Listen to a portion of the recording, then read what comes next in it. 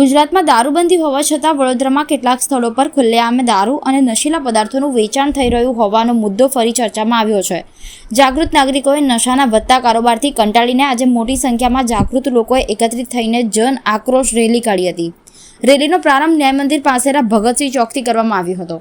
Rally દરમિયાન નાગરિકોએ સૂત્રોચ્ચાર કરતા જણાવ્યું કે ગાંધીના ગુજરાતમાં દારૂબંધી કાગળ પર છે, પરંતુ ધરાતલ પર પોલીસની ઈચ્છાશક્તિનો અભાવ હોવાથી બુટલેગરો બેફામ દારૂ વેચી રહ્યા છે।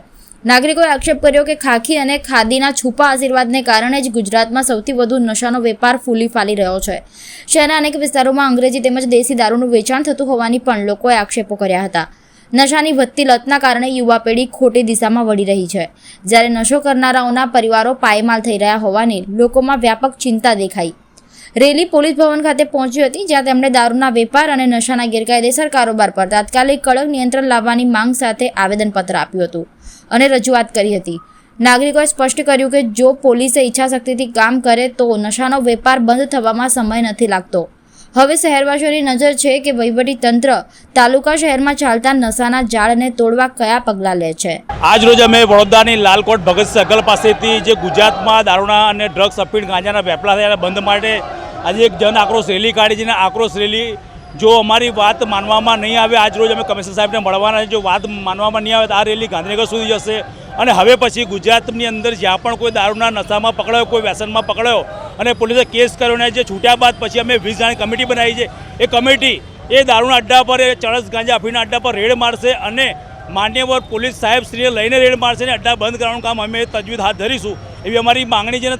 સખતમાં સખત અમારો આ નશાખોરીનો વિરોધ છે કે હવે ગુજરાતમાંથી નશા મુક્તિ થવી જોઈએ, કારણ કે કેટલી બહેનો, કેટલી દીકરીઓ અને કેટલી માતાઓ વિધવાઓ થઈ છે, એટલે હવે આ નશા મુક્ત ગુજરાત થવું જોઈએ એવી અમારી માંગણી છે। જે વડોદરાના જાગૃત નાગરિકો દ્વારા ન્યાય મંદિર ભગતસિંહ સ્ટેચ્યુથી પોલીસ ભવન સુધી એક રેલીનું જન આક્રોશ રેલીનું એક આયોજન કરવામાં આવ્યું છે।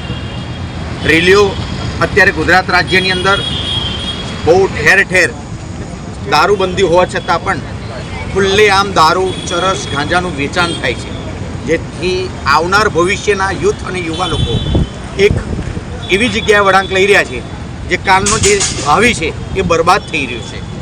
અને એની અંદર ઘણા લોકો રેલીઓ કાઢે છે અને ઘણા લોકો ઘણી બધી વસ્તુ કહે છે, પરંતુ આજની રેલીનું મહત્ત્વ કંઈક અલગ છે। ગુજરાત રાજ્ય આપણે જ્યારે નાનું બાળક હોય એ બાળકને જેવા સંસ્કારો આપીએ એવું જ એનું સિંચન થાય।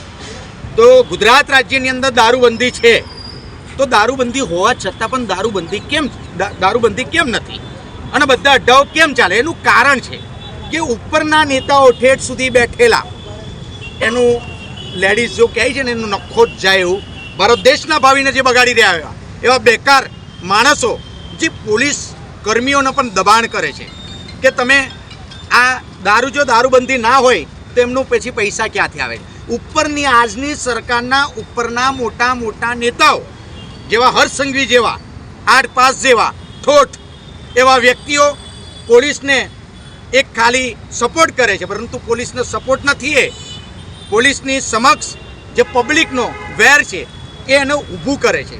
એટલે આ પોલીસ કમિશનર સાહેબને અમે કહેવા માગીએ છીએ કે તમે દરેક પોલીસો, 1-2 ભ્રષ્ટ પોલીસ હશે એના માટે બધી જ પોલીસનું નામ ખરાબ થાય છે, તો આ હપ્તા બંધ કરાવી દો। અને બીજી વસ્તુ કે મધ્યપ્રદેશ હોય, રાજસ્થાન હોય, મહારાષ્ટ્ર હોય, મુંબઈ હોય, એમાં ખુલ્લેઆમ દારૂ ચાલે છે। એનું રીઝન એને લાયસન્સ મળે છે, તો તમે લાયસન્સ આપી દો અને નકલી દારૂનો વેચાણ બંધ કરી દો, કાં તો પછી પૂરું સમાપ્ત કરી દો, કાં તો પછી લાયસન્સ આપી દો। કેમ બીજા રાજ્યમાં નથી ચાલતું? પરંતુ જો ગુજરાત રાજ્યની અંદરથી આ દારૂબંધી થાય ના થાય અને ખુલ્લેઆમ વેચાય તો આ લોકોના ખિસ્સા ગરમ ના થાય। એટલે આ પોલીસ કર્મીઓ બી બદનામ થઈ રહ્યા છે।